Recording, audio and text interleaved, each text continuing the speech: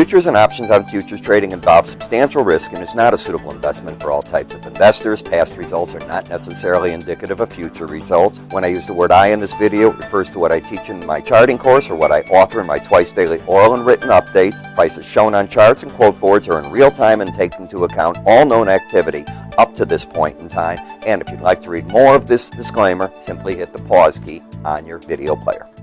Good afternoon, everyone. Ira Epstein with Linn & Associates for this metals market update for this particular Tuesday, and this is the 21st of March, 2017 at 2:30 p.m.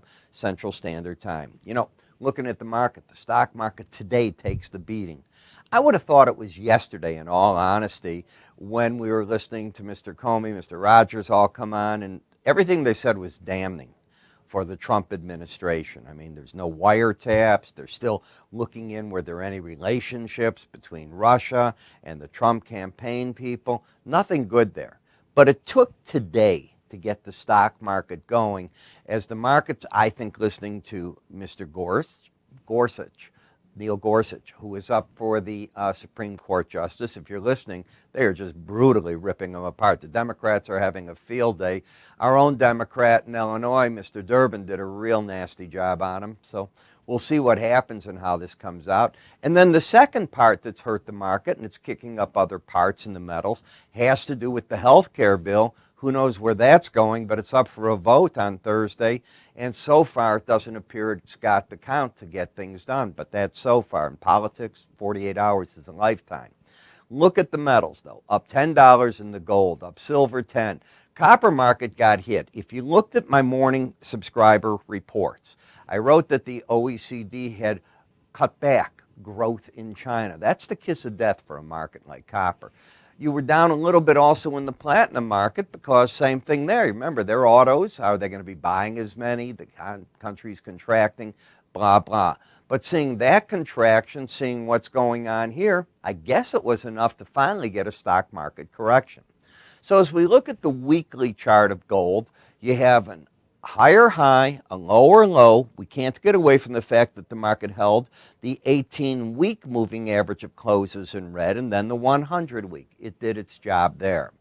Now when we go to a close-only chart, you've gone up on this chart from 1207 all the way to 1246.50. So this market closed very strong near the highs of the day. Right now it's down from there at 1244.30.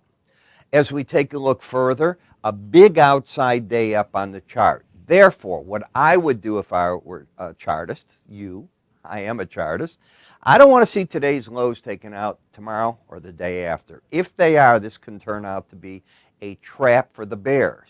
Until that occurs, and I'm not expecting it to occur, the bulls have taken the day away from the bears. You've had a pattern of higher lows, higher highs. That's all bullish. The market is also over the 18-day average. That is bullish. It's over the 100-day, the 18 over the 100, that's bullish. So a lot of bullish things here. Where's the first resistance? It's all the way up if you're just looking at Bollinger Bands at 1266. Now, there's other layers of resistance on the way up with other studies.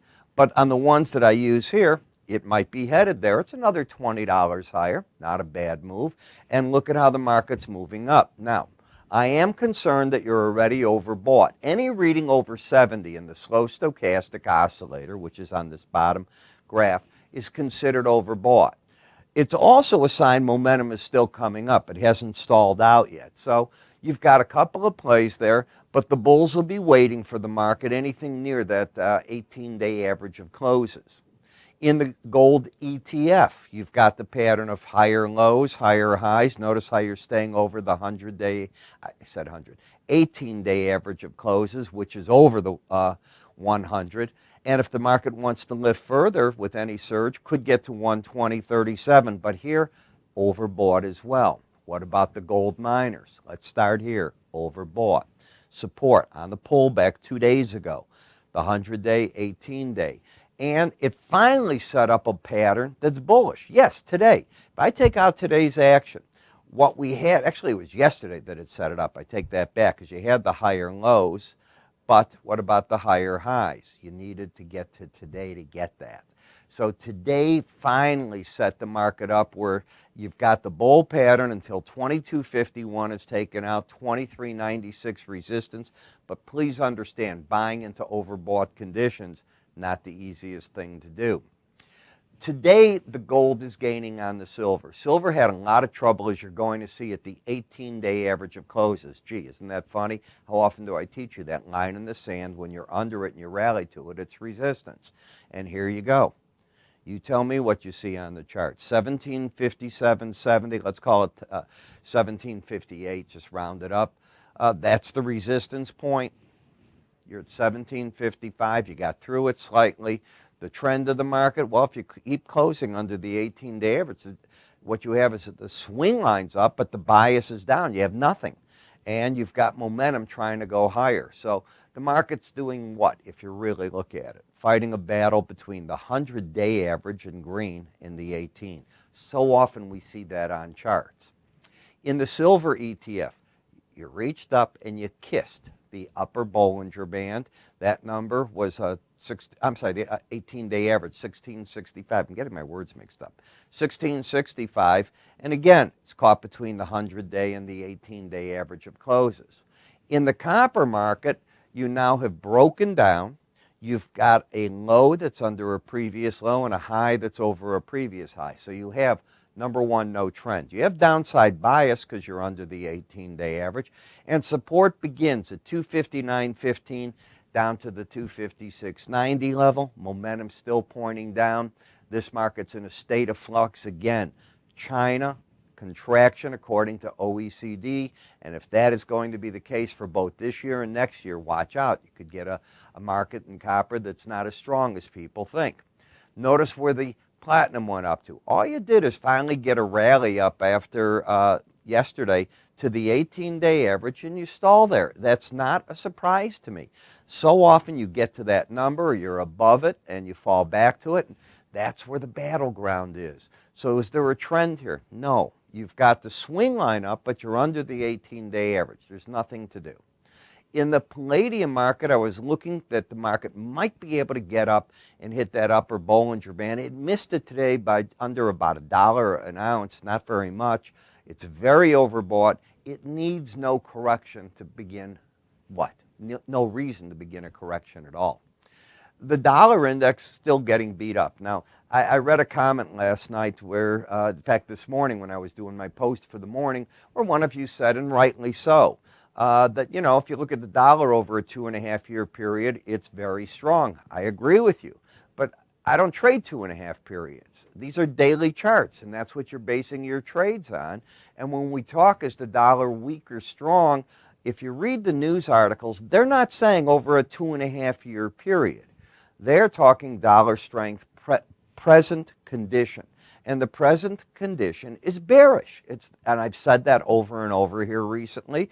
It converted way back here at the beginning of the month, and it's gone back into what the press doesn't say, a bear trend. And it's picked up momentum. It is not embedded. It's certainly down pretty far, and it can get a bounce for no reason. But there's nothing bullish on this chart except it's oversold. That's about the only thing you can hang your hat on. You know, one of the things we love to do here is send you information you can't get elsewhere. And one of those things has to do with our in-house price count. Let me explain this. Every day we send out different charts. And the charts today was wheat. We'll see a price pattern. And it can be on the upside or the downside. And once it gets activated, it gives you an idea where the market might go. One of the things I can tell you is when we get our first price count objectives, it's amazing how often they're hit, and that happened in wheat today. But you'll get sideways action at the top or bottom of a market, and it starts breaking apart. It's reversals. Where might that go? In order to get this from us, we don't want to just send the chart. We send you a PDF kit so you can learn to do this yourself and recognize it. In our charting software, it's not going to be in your other firms if you're with somebody else. It's not there. We wrote the formulas. We don't share them. And I doubt you'll figure them out from this. It is a combination of swing line theory, Fibonacci, and other things that we have put together. To get it, give us a call. Go to our website. You're going to get videos on how to do it in the charting software too, by the way. all for free to try everything out. Click up here if you're watching me on YouTube. The form will appear there, or under us on other websites. You'll see click here. Just fill those out. We'll take it the rest of the way. I'm Ira Epstein. You have a great day, and I'll see you all tomorrow.